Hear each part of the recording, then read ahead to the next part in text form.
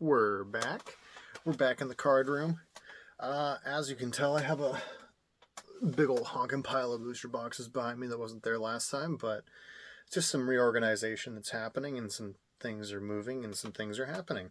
So what I kind of wanted to talk about today is my breakdown on the Pokemon Sealed, what I'm doing, right? So Pokemon, let me step back here. So I'm going to go over what I'm going to do with sealed Pokemon over the next 3, 6, and 9 years, and then longer term from there. And then what I'm going to be doing and why I'm doing it. So I'll start with why. So Pokemon runs in about 2 to 3 year cycles, right? What does that mean? That means every 2 to 3 years is roughly what Pokemon price cycles follow, the surges follow, the release cycles, like everything kind of lumps into that 2 to 3 year cycle. Scarlet and Violet is releasing over 3 years, right? There's 12 sets in it, I believe. They do 4 sets a year, one every 3 months. And my goal, and I'm on track to do this for the most part, is to have 5 cases of every single Scarlet and Violet set. My goal for the next rotation of whatever Pokemon has is to have 25 cases of every single set. And the set after that, my goal is to have 125 cases. Now, that sounds like an absolutely astronomical amount of product, and you are very correct. That is my 3, 6, 9, 12, etc. year plan, though. And every single set after that initial 125 is hit, I'm going to be hitting 125 to 150 cases of every single release set. It doesn't matter what it is, I'm just always going to have between 125 and 150 cases. That's my goal. Now you ask, why such a weird specific number? Now, this year my goal was to 4x. I've done more than that probably. I'm probably 5 to 7, if not 8x.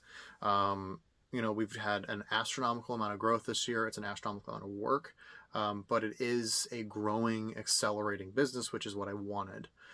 My ultimate goal is to have this be a 100% replacement for my income in 10 years, right? Which means I have another 9 years of turbo grinding plus, because I'm retiring at 40 from my day job. Like, I'm just done. Like, I'm not going to keep working 120 hours a week grinding relentlessly until something wins. So that means I need to have that 10, 20, 30-year mindset, right? My retirement account's not a problem. Like, I've been putting money into retirement since I was 18 years old in the military. I have a 401k account with a decent amount of money in it. I'm bragging. I'm well ahead of where I need to be metrics-wise on age. So 65 and older, I'm totally good, right? Assuming I make it there. But what that means is I need vehicles of multiple TCGs that I can supply and supplement my income with and live off of, right? So this is kind of where we go back to the Pokemon cycle, right? My intention with Pokemon is to get around 750 boxes per set, ultimately, right? Right now, I'm at 5 cases, which is about 30 boxes. That will pump me up from 5 cases to 25 cases, which will be 150 boxes. And that times 5 again is that magical 750 boxes. Now, the math is expensive here, right? So you go from about $3,000 to $15,000 to a whole $75,000 4 times a year. Now, I'm not a rocket scientist, but in 6-ish years, that means I need to basically be able to have scaled this business where I am pulling out around $300,000 a year for Pokemon Sealed. That is an astronomical amount of money, and right now if I did that, I could liquidate a absolute ton of stuff that I had, and I'd be able to keep up with that for about a year. And then I'd be like, crap, now I got to sell the other Pokemon to pay for the new Pokemon. I don't want to do that, right? So my methodology to supplement this, right, is I'm going to be taking the Sword and Shield era stuff, and I'm going to be using that to supplement my case buying when I go from 5 cases to 25 cases. My goal is to hopefully sustain enough of the 25 case amount that I don't ever need to sell off more than 1 or 2 cases of the block prior to help with my costs. Now, again, we're going in this 3-year cycle of stuff. So for Sword and Shield, it really took about 5 years for it to just take off and go running. Like, Evolving Skies was the exception. It went apeshit immediately. However, Everything now is $150 to $250 a box. Most of them are over $200 a box. Evolving Skies is like $700. It's crazy what it did. And it'll be a $1,000 box one day. It'll probably be a $2,000 box one day. I have no doubts on that. However, I don't care about Sword and Shield anymore, right? And that's a hot take. But what I'm going to be doing is taking the $2,000 to $3,000 of booster boxes of Scarlet and Violet that I would have held.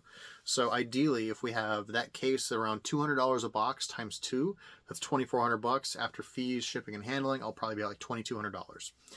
That'll take my $15,000 down to about 13 to 12, 12 and a half, somewhere 12 and a half, probably call it 12 and a half. And then I'll take about $2,000 to $3,000 of the Sword and Shield stuff, which, you know, again, once we hit this Sword and Shield will be almost 10 years old by this point. I'll take $1,000 or $2,000 of Sword and Shield stuff, of which I should have between 10 and 20 grand worth. And I will take that and then use that to further supplement the price point. And we're going to go down from like 15 grand down to like probably 8 to 10 is the goal. And I will then take some of the magic money that I've had, the flesh and blood money I've had, and I'll siphon off a small portion of that so that I'm really only keeping my initial investment around the $3,000 to $5,000 range per set. And now all of a sudden we've hit this really obtainable level, right? And now another 3 years has gone by, and those Scarlet and Violet boxes are now in that $200 to $400 range because we've now entered the Sword and Shield era of stuff where every box is $200 plus, $250. Some of them are $300. There's probably going to be some set that's like $700 plus a box because there's always like one banger set. Maybe there might be 2 or 3, who knows? And we'll take that same methodology. I'll peel off another case of the Scarlet and Violet stuff. Sorry, I thought there was something in my backyard. And we'll then take that same amount that we're going to do for the 75K, and we're going to take probably 5 to 10 cases of the next block after. And again, we're looking for that $1,000 to $2,000 range on these cases. We take 10 cases off the 75 grand that we're going to probably have to pay. Now we're at 65. Now we're at 60. Now I have the $1,000 or $2 from the couple of cases of the Scarlet Violet. Now we're in the low 60s. And at this point, like, hopefully my business is in the point, you know, where we're doing multiple millions of dollars a year. And I'm very okay holding on to these products and just sitting on it. And I'm okay siphoning off like 10% of my budget for the year and just putting it into sealed Pokemon. And that is kind of like the ultimate goal, right? And where I'm at right now, I'm doing 6 figures a year in business, which is pretty solid. And assuming we can multiply that into $1 million plus next year, and then, you know, another year we do 2 to 3 million, and then another year after that, you know, we just stay in that multiples of millions range, which would be really, really fantastic. Because again, the goal was Magic to millions, right?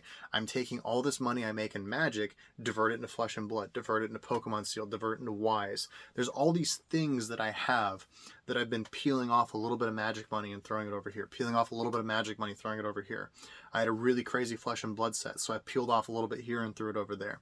And that's what this system is generating, right? So the ultimate goal is once we do that first full rotation of the 25 cases and we move up into the, I'm gonna shoot for 125 cases. I may have to like pedal back to initially do like 75 or something just to kind of like rein it in. But I mean, either way, 75 cases is an astronomical amount of Pokemon to sit on. And when you look at the long-term value gain of Pokemon, right? You historically in a market hope to make 10% a year over 30 years, right? The average Pokemon booster box doubles in price after 6. So you're guaranteed 100% in 10 years, which is substantially over 10% a year average. I'm okay capitalizing and eclipsing on those gains and just devoting the money to it and capitalizing on it because I know long term, once I start that cycle rotation, even if I have to go to 75 before I jump to like say 200, I will have so much growth in the sealed product side that I'll be able to just casually sell Pokemon boosters, just constantly offloading them. I'll have a very specific amount that I'll sell through each year, but it'll be very easy at that point once you, because again, you got to remember, like you're talking 300 cases of booster boxes for the next era after this one. The Scarlet and Violet era, I'm going to have 60 plus cases of product. You know, this is this is thousands of booster boxes, and you enter a world where, you know, when you have thousands and thousands of booster boxes, you know, you start talking, oh, if I sell, you know, if I have 3,000 booster boxes now and I sell 50 a month at $150 a piece, you know, the math starts getting really interesting at that point, because now you're talking about thousands and thousands of dollars a month just in like raw sales.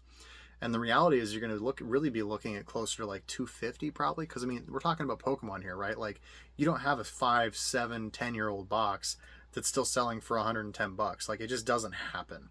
So the reality is I'm going to be closer to probably $200 a box net, and moving 50 to 100 boxes a month, like, that's $10,000 to $20,000 a month, and I'll have thousands of boxes. Like, think about that. Like, that's how you generate that system that becomes a self-cycling demon, right? Like, that's what I really want, is I want that monster of a system, because once you start funding that by itself and it just cycles and cycles and cycles, and you never have to take the money out, that's when you really start to make tons and tons of money. And I'm doing this system on Weiss, I'm doing it on Pokemon, I'm doing it on Flesh and Blood. My Magic is a bit of a different game, because again, I have so many singles illustrated by the 100 plus 5 rows around me. Actually, I don't even know, 4. Yeah, shit, I don't know, it's probably closer to 200, because I have like 40 over there, and then another, yeah, I don't know, 50 on those shelves, and 50 behind me, probably close. 3, 7, 10, 20, 30. Yeah, I mean, I don't know, probably like 205 rows in here now, at least, if not more. I know I have another 25 over there, and I'm almost through the next 25, and I've ordered 50 initially, and I've ordered 50 multiple times. So yeah, I mean, I gotta be close to 200 and something 5 rows in here now. And like, when you think about just the sheer volume of cards that is, I've grown Magic. Magic is scaled amazingly well, and I'm never going to stop scaling Magic, but I have so much money in Magic now that I've now had to sit down and say, okay, I'm doing multiple thousands of dollars a month in Magic singles. I need to start shifting some of this over into long-term growth assets, basically, which is where my Pokemon Sealed comes into play, my Weiss Sealed comes into play, my Flesh and Blood. Same thing. I've grown that from a few cases to 20 cases to 50 cases. Now we're pushing 1,000 plus boxes, hopefully 1,000 plus boxes on the next release. And, you know, now that we've entered that stable zone, that's a self-cycling machine, right? Like, I have 70 plus cases of Flesh and Blood out there that I still haven't even moved from Rosetta. There's still thousands of dollars in singles sitting upstairs on my table, and there's thousands sitting on my desk from Rosetta. My total cost basis in Rosetta, I think I'm down into like I think I'm in the low 30s now.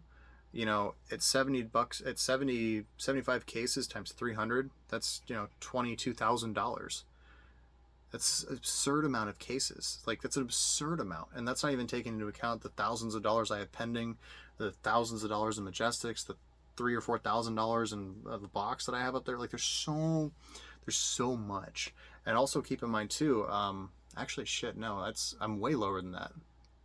Yeah, I'm way lower actually, because I also had about like 15,000 in pre-orders, I think. About 15,000 in pre-orders.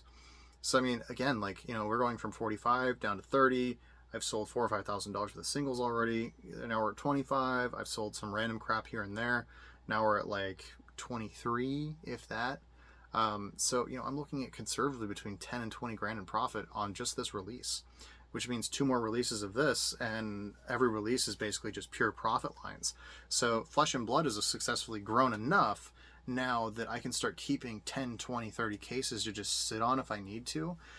And on top of that, I can constantly rotate my $40,000, $50,000 that I'm doing on pre-releases, because I just have so much that I've been pushing and building, and just, it's just this years-long chain. Like, I've been doing this Flesh and Blood for 4 years almost. 4 years? Is it 4 years? 3? Yeah, next year will be the 4th year I've been doing this Flesh and Blood, because, like, Monarch was the first set that I bought, and that was in 2021. So, yeah, next year will be 4 years.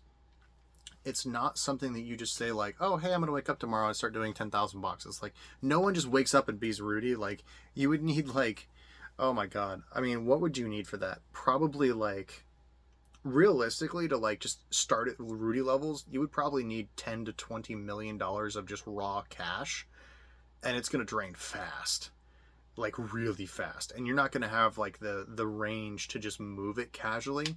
So you're probably going to need like closer to like 20 to 40 million dollars, because like you got to have some way to offload that crap, and if you don't, you have to spend years building that, which means if you're buying 1,000+ boxes per release, you got 4 releases of Pokemon a year.